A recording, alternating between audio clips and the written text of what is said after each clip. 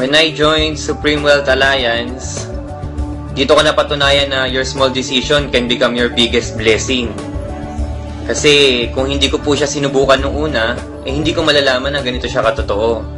And wala rin siguro ko sa kinalalagyan ko ngayon. By the way, I'm Mark Deximo, one of the leaders of Team ACES. So sa mga hindi po nakakakilala sa akin, yun ay dahil first timer ko lang po dito sa ganitong industry o sa field ng network marketing. Pero dito, since it's the new phase of network marketing, it doesn't matter kung baguhan ka o veterano ka na kasi definitely lahat bago and lahat na pag-aaralan naman. By the way, I'm an engineering graduate and currently I have a job. So, part-time ko lang po ginagawa itong Supreme Wealth Alliance. I currently live here in Coron, Palawan. So, dahil po yun sa trabaho ko. So, back then, before I joined, I was living a life of an ordinary employee. So, katulad nung iba, daily routine ko, pasok sa umaga, uwi sa hapon, then pahinga during weekends. Siguro yung difference ko lang sa kanila is, I decided to make a change. Iba kasi yung level ng desire ko to achieve financial freedom. So, I remember pa nung nagsisimula pa lang ako dito, that was April 2012. So, una kong niyaya mga barkada at saka friends ko. Nasabayan ako mag-join dito. So, that time, tinatawanan lang nila ako kasi hindi sila naniniwala sa potential ng network marketing.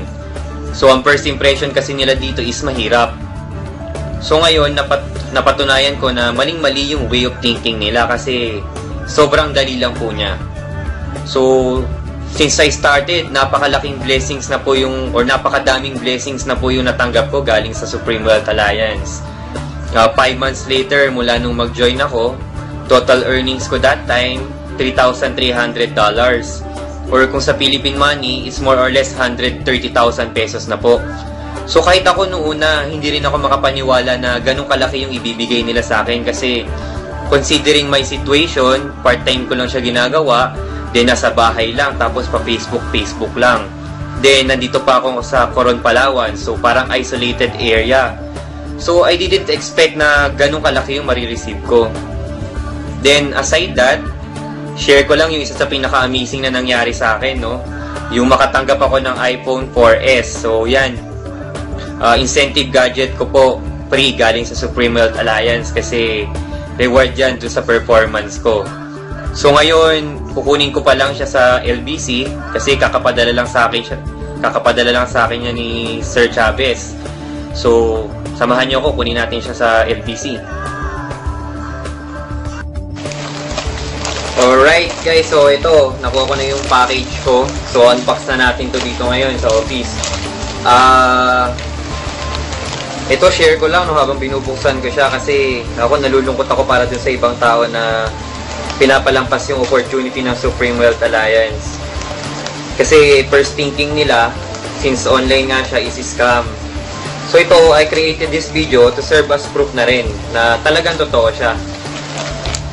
So, maganda kasi dito sa sistema ng Supreme Wealth Alliance is pure online nga siya. So, lahat ng earnings ko, online din yung transaction. Pinapadala nila direct to my smart money account. So, kahit malayo ako, dito ako sa isolated area or dito ako sa Palawan, hassle-free.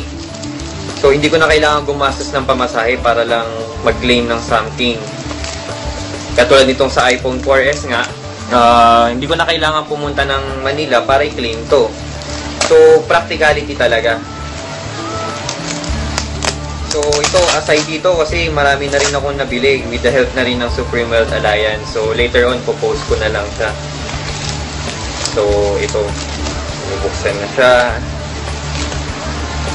So, very thankful talaga ako dito kasi kumbaga, nabili ko yung lahat ng bagay, bukod dito sa free gadget, nabili ko yung lahat ng dream gadgets ko nang hindi ko nagagalaw yung monthly salary ko doon sa job ko.